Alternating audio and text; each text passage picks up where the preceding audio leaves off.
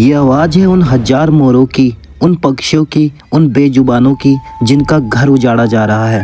हैदराबाद के लंग्स कहे जाने वाले कंच गांजी बोली 400 एकड़ फॉरेस्ट लैंड को जेसीबी से हटाया जा रहा है क्योंकि गवर्नमेंट वहां पर बिल्डिंग बनाना चाहती है और जिसकी वजह से 450 बेजुबानों का घर उजाड़ा जाएगा। और ये केवल सिर्फ हैदराबाद की कहानी नहीं है।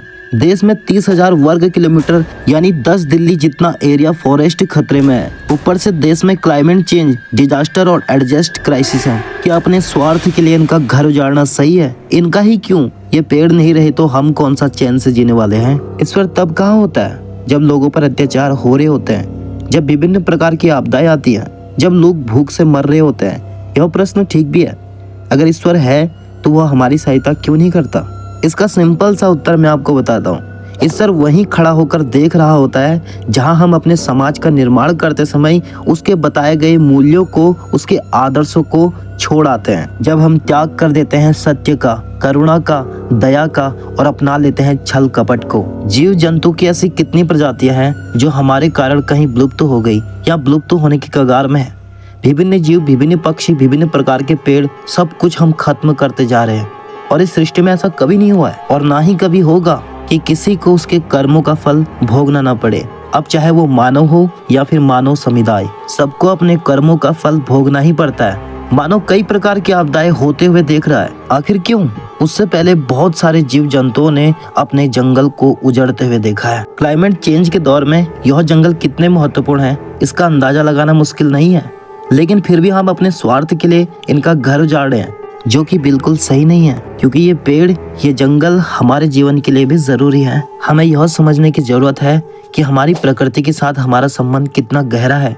हमें अपने कार्यों के परिणामों को समझने की आवश्यकता है और हमें प्रकृति के प्रति अधिक प्रेम करने की आवश्यकता है। इस समस्या का समाधान करने के लिए हमें दैनिक जीवन में परिवर्तन करने की आवश्यकता है। हमें ऊर्जा की बचत करनी, पानी की बचत करनी है, वृक्षारोपण करना है और जैविक खाद्य पदार्थों का सेवन करना है। हमें जानवरों और पेड़ों के प्रति प्रेम की आवश्यकता है और हमें उनकी रक्षा करनी चाहिए। अब थोड़ा ये भी जान लेते हैं कलयुग क्या है और इसकी आयु कितनी है। दरअसल दोस्तों, कलयुग की आयु 4,32,000 वर्ष है। अभी की माने तो कलयुग सिर्फ एक बच्चा है। और इसे ध्यान से सुनना, कलयुग में 8 वर्ष की कन्या दादी बन जाएगी। पहले आयु होती थी 100 साल, अब बची है 70 साल। कुम्हार के वृक्ष की लंबाई बढ़ेगी, मनुष्य की लंबाई घटेगी और इस वृक्ष के नीचे सब बैठकर छाया लेंगे। आगे ऐसा कलयुग आने वाला है, मनुष्य की मांस की मंडी लगेगी। इतना भयंकर कलयुग आएगा, लोग इंसानों का मांस तक खाने में जरा भी संकोच नहीं करेंगे। इंसान को इंसान खाएगा, ऐसा कलयुग आएगा। मर्यादा सब कुछ भ्रष्ट हो जाएगी। अपने खून के रिश्ते में तक लोग विवाह कर लेंगे और ऐसा हो भी रहा है। कई जगह पर तो ये देखने को भी मिल रहा है। कलयुग जब अपनी चरम सीमा पर पहुंचेगा, ना कथाएं होंगी, ना ही प्रवचन सुनने को मिलेंगे, ना राम का नाम कोई ले पाएगा, ना ही मंदिर बचेंगे। इसलिए कहते हैं सब हिंदू एक हो जाओ, अभी जागने का समय है। सनातन का दिया और धर्म पूरे विश्व में जगाओ, वरना ऐसा कलयुग देखने को मिलेगा जो हमारे कल्पना से भी परे है, जहाँ धर्म तो होगा ही नहीं।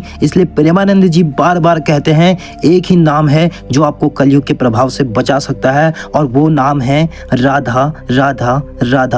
इस कलयुग में भगवान की भक्ति ही, भगवान का भजन ही आपको कलयुग के प्रभाव से बचा सकता है और अधर्म करने से रोक सकता है। दोस्तों, इस वीडियो के माध्यम से बस एक ही चीज कहना चाहता हूँ आपसे कि आप भी अपने घरों के आसपास पेड़ लगाएं और कमेंट में जय श्री कृष्ण राधे राधे जरूर लिखें।